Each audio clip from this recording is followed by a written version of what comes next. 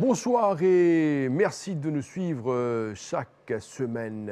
L'émission ETC, c'est votre émission, une émission qu'on fait pour vous faire rêver et surtout vous montrer la réalité, le vécu de chaque Mauricien.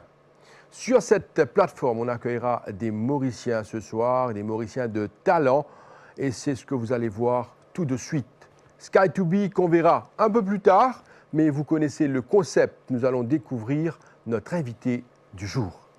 Qu'elles soient Levi's, Guess, Aldo, IAM, vous êtes soumis à des contrôles très réguliers de la part de ces marques-là. Vous devez avoir des endroits, des magasins tenus aux standards des règles internationales de ces magasins.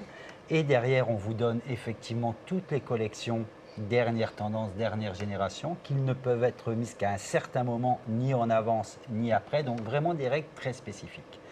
Vous avez un gage de sécurité pour le client, de qualité du produit, coupe du produit et durabilité du produit.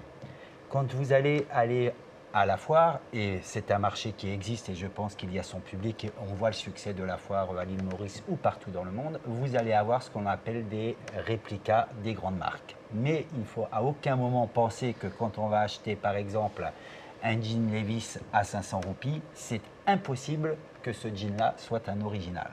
Parce qu'aujourd'hui, les marques dépensent énormément, comme vous le disiez, Josian, vont miser sur des artistes, vont miser sur des DJ pour avoir une image, pour se donner une belle collection vis-à-vis des gens qui vont représenter la marque. Ils ne peuvent pas se permettre à un moment d'autoriser à vendre leur marque dans des marchés parce qu'effectivement, ça va dénigrer la qualité du produit. Donc, c'est impossible d'avoir le même produit à la foire et retrouver les produits dans les boutiques internationales qui sont mandatées par ces marques pour représenter leurs produits. Et il y a des rejects. Est-ce que les rejects sont revendus par les vendeurs, les marchands de foire quelquefois? Non, normalement, on n'a pas le droit. Normalement, on n'a pas le droit. Oui. Mais ça arrive qu'on retrouve parfois des pièces dans les foires, ça arrive, d'après vous? Mais on n'a pas le droit. On n'a pas le droit, mais je ne sais pas. Donc, moi, j'ai déjà vu un 501, là où il n'y a pas ces étiquettes-là. Oui. Et même les poches, là, c'est plus large ici. Et la coupe est différente, tissu, pas pareil du tout. Ah d'accord, c'est-à-dire qu'on peut faire des copies. C'est des copies. Mais dites-nous, quand vous prenez un jean, je veux voir le produit par exemple. Quand vous prenez un jean Levi's, ce jean qu'on s'achète ici à Maurice, dans le magasin de Levi's, on ne va pas dire le prix, mais ça coûte des milliers de roupies.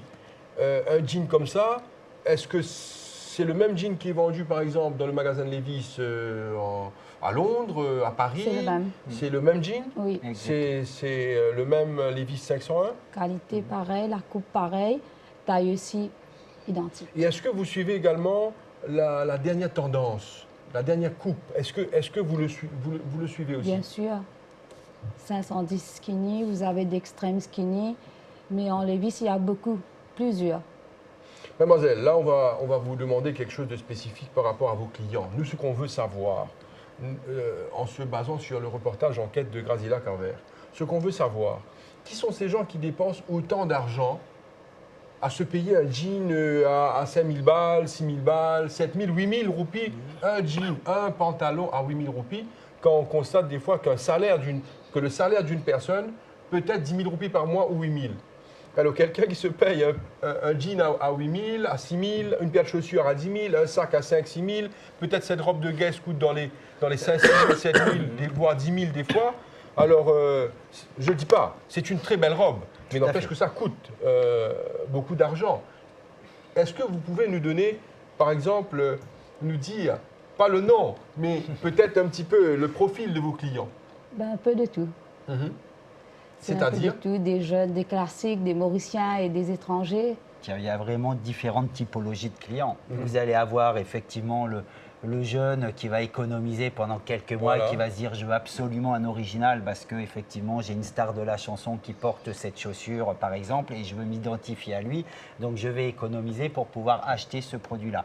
Après vous avez une autre typologie de clients, ce sont des gens on va dire un petit peu plus aisés qui vont se permettre d'acheter régulièrement des collections parce que soit ils aiment la marque Guess qui est designée aux États-Unis avec de très belles collections et quand on veut sortir entre amis ou lors de soirées, ben effectivement, on identifie tout de suite la marque que l'on porte, même si le logo n'est pas voyant. Donc ça, je pense que ça donne aussi des indications sociales. Ça fait partie, je dirais, du rôle. Et après, vous avez le shopper qui est vraiment voilà, l'inconditionnel. Et dès qu'il y a des nouvelles collections, on va prendre par exemple la marque Aldo, Josian. Donc ça, voilà, Aldo, aujourd'hui, il faut savoir que Aldo, c'est 4000 magasins dans le monde. Quand même, c'est une marque canadienne. Les designers sont italiens. À Maurice, quand Aldo, la nouvelle collection, rentre en magasin, je peux vous assurer que 10 jours après, vous n'avez plus rien. Quand le modèle est bon, les gens veulent absolument le modèle Aldo parce qu'aujourd'hui, on crée un peu la tendance sur le marché. Et effectivement, mais il y a des dames. Eh bien, C'est ça que je veux savoir. Est-ce qu'il y a ces gens qui sont très tendance? Dès qu'il y a une nouvelle paire de chaussures tendance, c'est sûr que les gens vont aller sur le net et vérifier. Oui, bien sûr. Et on Ouais. attend que ça arrive. Et dès que ça arrive, ils prennent, Bien sûr, Oui. peu importe le prix. peu importe le prix. Il y a ces clients-là. Même en jean aussi. Mhm. Là, quand même, ce t-shirt-là, ça, on a bien vendu. C'est très tendance en ce moment. Ce t-shirt Levi's. Oui. Rupture Blanc, de rouge, stock. oui. On a fait revenir 2-3 fois rupture de Oui, stock. fini. L'explication est simple, hein, Josiane. C'est que je pense que si vous avez vu les spots télé qui tournent en ce moment, Levi's, parce que Levi's est en train de rajeunir sa clientèle, puisque les Levi's, c'était, Josiane, vous et moi qui portions cette marque. Et également Ils ont alors, représenté oui, la marque. Tout à fait, qui représentait la marque.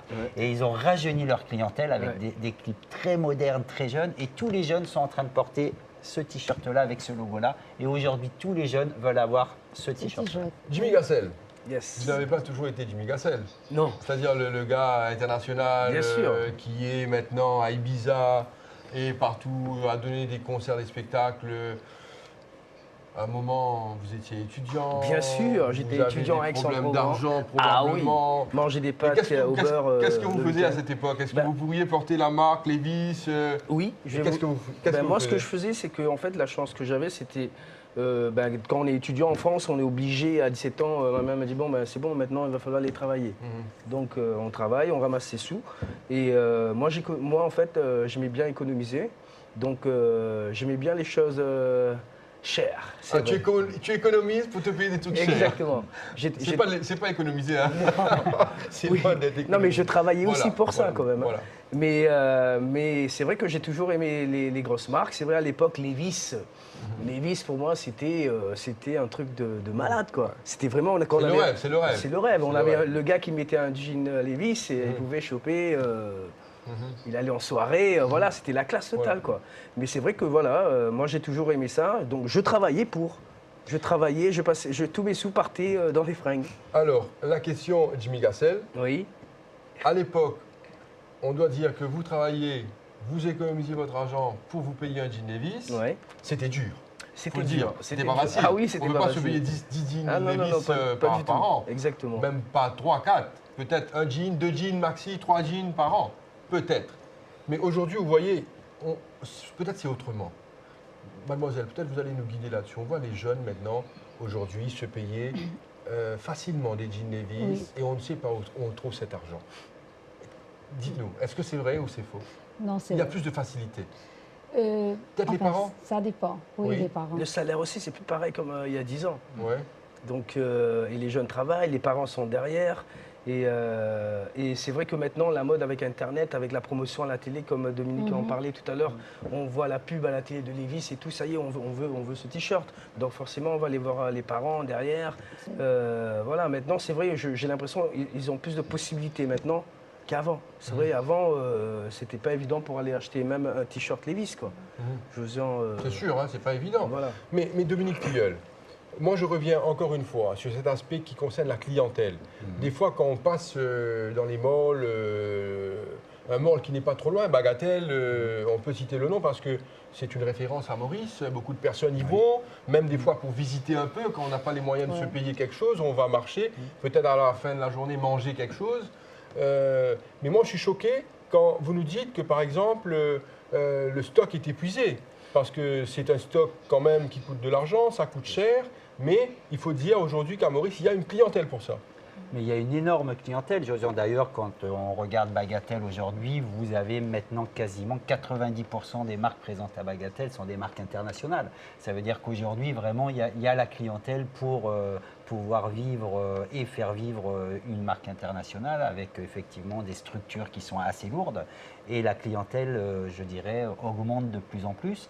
Nous avons une chance extraordinaire également à Maurice, c'est que nous avons beaucoup de touristes et nous avons beaucoup de gens qui sont résidents, donc qui sont habitués à acheter ces marques-là et qui vont aider également donc, à faire tourner les boutiques qui sont présentes dans ce genre de mall. Mais la grande satisfaction, c'est qu'aujourd'hui, on se rend compte que la proportion de Mauriciens, de jeunes Mauriciens ou même moins jeunes, accèdent aux marques, veulent payer le prix pour avoir la vraie marque et non pas la contrefaçon, parce que dans nos boutiques, on nous pose énormément de questions, le personnel est formé pour répondre à ces questions et nous avons l'assurance pour nos clients de leur fournir de l'original et ça c'est très important. Alors, merci beaucoup à Grazila Carver, merci également à vous, mademoiselle. Restez avec nous. On va passer à la prochaine rubrique, la rubrique